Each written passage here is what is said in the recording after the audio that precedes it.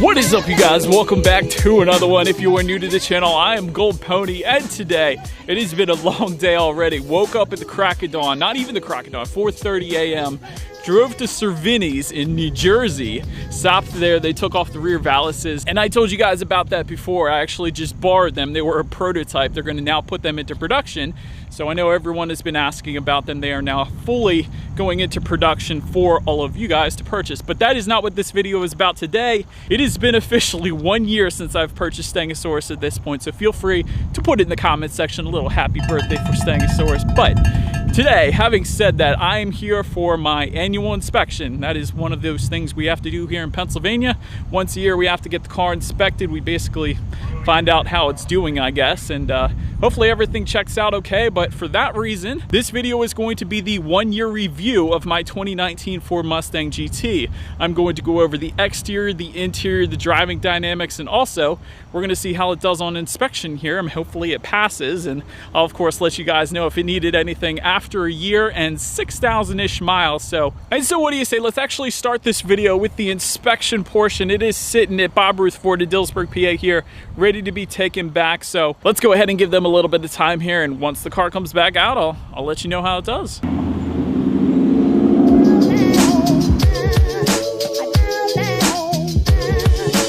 All right, you guys, so inspection is done as expected. After 1 year of ownership and 6,000 miles, everything has come back squeaky clean. Not a single thing needs updated or replaced or fixed or anything like that. So 1 year down, perfect record. Now I got my inspection good for another year, so until next year. But let's go ahead and jump into the exterior portion of this review. And so if you guys remember, the one thing, actually two things, as far as fitment goes, there was a little bit of a gap on this side of the headlight, and honestly that kind of doesn't bother me anymore. So not a big deal. It's just from, you know, reviewing other cars, a lot of other manufacturers don't have it, but you really can't really notice it all that much. I think that was just me being picky. The one major thing was the hood. The hood on this side actually didn't line up with the front part of the fender there, but again, that problem has been alleviated. I do now have a Cervini hood anyways, so that has kind of fixed that problem for me. But talking to other Mustang owners, most other Mustangs didn't have it. I would probably say like maybe 10 to 20% of them did. Mine did. So like I said, that has been fixed now, so not a big deal. But other than that, definitely love the look of the Mustang. Going around to the side a little bit, one of the best parts about the Mustang, comparatively speaking to like the Camaro and the Challenger, is Ford actually brings the back down. Whereas with the Challenger and Camaro, they kind of they leave it up a little bit. So I like the old school fastback type of design where they actually bring the back down a good bit. So that's one of the main reasons I do like the design. Some people will say the side mirrors are a little bit small, but then again, I just got done driving 5.5 hours this morning in Stangosaurus, and I was perfectly fine. I actually do use, let me show you guys real quick. There's actually a little blind spot mirror right up there. I use that quite often, so really there's no issues with the side mirrors, at least in my opinion. But making our way to the back, of course, I replaced my Performance Pack Level 1 rear spoiler with the Cervini. But anyways, this isn't a modification video. This is just a stock Mustang video. One thing I really do like are the LED sequential taillights. Let me show those to you guys real quick. It kind of makes it look like the lights are sliding from one side to the other. And just below it all, there is a massive rear diffuser, and 2018-2019 Mustang exhaust does come with quad tips, although I did not go with the active exhaust system from the factory because I knew I was going to be modifying it anyways, and that was one of the main reasons for that. But speaking of, let me touch on the specs. The way I spec'd my car out was I did go with the 301A package, primarily because I wanted the Sync 3 system and the better sound system as well. So that has definitely not been a regret. I love that package. Also, Performance Pack Level 1, not for the wheel and tire combination, because as you guys can see, I swapped them out anyways, but more so because I wanted the larger brake setup. It does come with, let me show you real quick, it does come with Brembo 6-piston front calipers and a larger rotor setup in the front and the back. So that is one of the main reasons I went with the Performance Pack Level 1. And there's going to be some other stuff like a larger radiator, a couple other suspension components, but all in all, definitely no regrets with the Performance Pack Level 1 package either. perhaps my only regret, you guys, here it is. MagneRide damping suspension, that is one thing I wish I would have gotten on this. And of course I made it worse because I upsized the wheels to 20 inches and put some Eibach lowering springs, so that didn't help the ride at all. But with that MagneRide damping system, it does really give you the best of both worlds. It makes it a smoother ride because it monitors each shock absorber individually. It does give you a smoother ride, but it also firms up the suspension during heavy cornering as well. So I do wish I would have gotten that just for the sake really of having a smoother ride. So anyways, that is my one regret.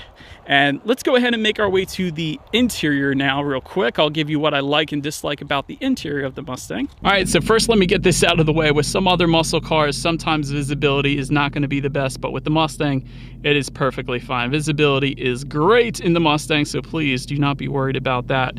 That is my Sync 3 system that I was previously telling you guys about. That was the 301A package that came with, and definitely one of my favorite parts, just because you can like and dislike your Pandora songs. You have free navigation through that as well, and it's super easy to use, still super responsive. There's no delay to it. Sometimes with other manufacturers there can be a delay, but so far so good as far as the Sync 3 goes.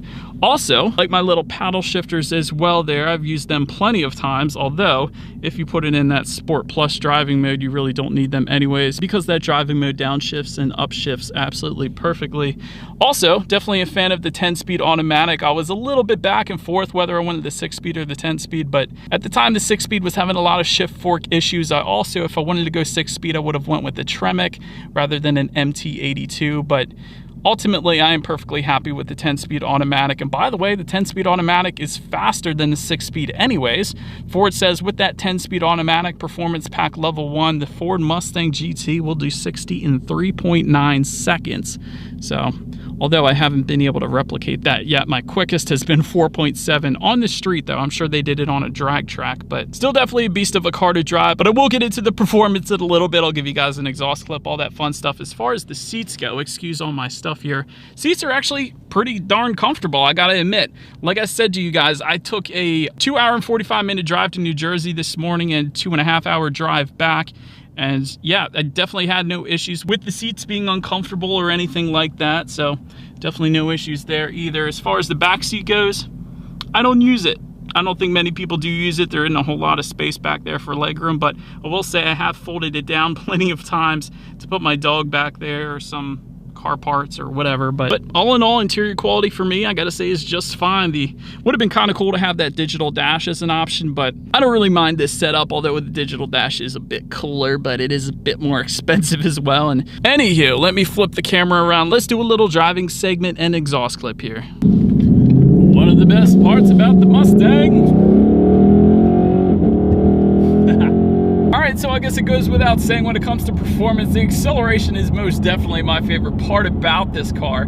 460 horsepower, again capable of 60 in 3.9 seconds, sub 4 seconds 0 to 60. That's awesome. And of course, in that Sport Plus driving mode I got it in, you guys hear those downshifts. Another one of the things I absolutely love about the Mustang. Coming up to a red light here, braking is definitely on point. I think it was in 2016 when I first drove the Mustang GT where I realized that the Brembo 6-piston front calipers and the rotors and everything, the whole braking setup was absolutely amazing. I think it was then, the 2016 model year, I think it was that particular Mustang I test drove. I told myself, I'm going to get a Mustang at some point, and here I am in 2019, 3 years later. But still, my point is braking is definitely equally impressive. And although I'm just sitting here right now, there is a selectable steering mode button just to the left of the drive mode button. That actually gives you comfort, normal, and sport. And I never take it out of that sport driving mode. Reason being is because it does provide a heavier weight to the steering wheel. In my opinion, it points you in the direction that you want to go a little bit better. But if you weren't a fan of the heavier weighted steering wheel, you do have that comfort steering mode as well, so that's going to be there for you. But the sport is definitely where it's at when it comes to the steering feel. But again, as far as ride quality goes, it could be better with the MagneRide damping suspension. As I was saying, that is what I should have gone with. But still, I've been driving a heck of a lot this morning for hours. It is kind of one of those things where it is as expected for a car like this. However, you can get it better if you wanted it. So that's all I'm saying. If you got the money for it, spend the extra $2 grand or whatever it is and go ahead and go with that MagneRide damping suspension, because in my opinion, Mustang. I've driven Mustangs with that as well, and it is definitely worth it as far as ride quality goes, at least. And I'm sure for handling, it's going to be the same thing as it claims to be. But so you guys, I'm feeling adventurous today. Let's go ahead and put it in track mode. Another benefit to the Mustang, and all Mustangs actually, even the EcoBoost Mustangs, is it comes with something called track apps. So track apps essentially tests your performance. It gives you 0 to 60, 60 to 0, quarter mile times. It actually tracks all of that. So that is how I was saying previously, where the fastest time I've gone in the Mustang is 4.7 seconds. That is because that is what track apps has told me when I put it to the test. And so that, I think, is what we have to do next, you guys. Let's do a quick little 0 to 60 run here. See how quickly, see if we can beat our 4.7 0 to 60 time. Because like I said, Ford claims 3.9 seconds on the track. We're not on a track, so we're gonna slip a little bit more than likely, but let's see if we can at least beat 4.7. You guys ready?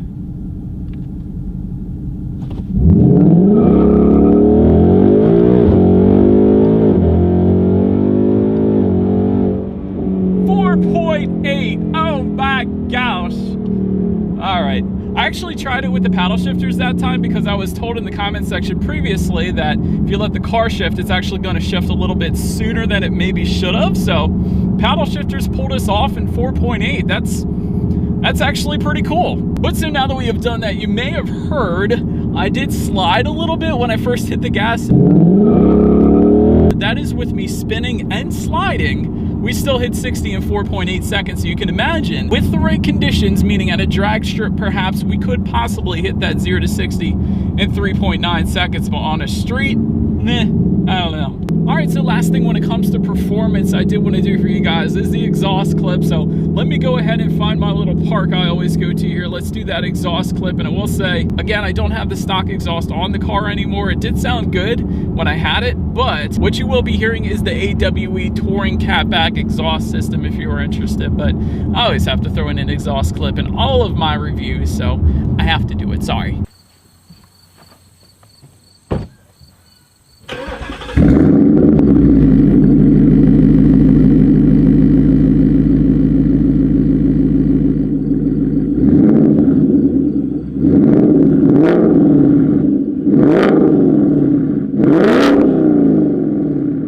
So, but that is about it for this one, you guys. Thank you so much for watching. I do apologize for this. This video is probably a little shorter than it should have been for a review, but I did kind of already review the car once. So I'll put a link to that video at the end of this one, so feel free to click that if you wanted the full review of it. But this video is just simply after a year of ownership. Just wanted to touch on some of the key points, some of my likes, dislikes. So overall, if you take away anything from this, the car is insanely fun to drive. I'm extremely happy that I got it. No regrets with the purchase, minus I wish I would have got that Magna Ride damping suspension, but other than that, I absolutely love the Mustang, and the train's coming, so I have to go. But I do appreciate you guys watching. Feel free to follow me on social media at the bottom of the screen. Hit the subscribe button, the bell notification button if you're into new car reviews. That is what we do here on this channel, and I will see you guys in the next video. Stay gold.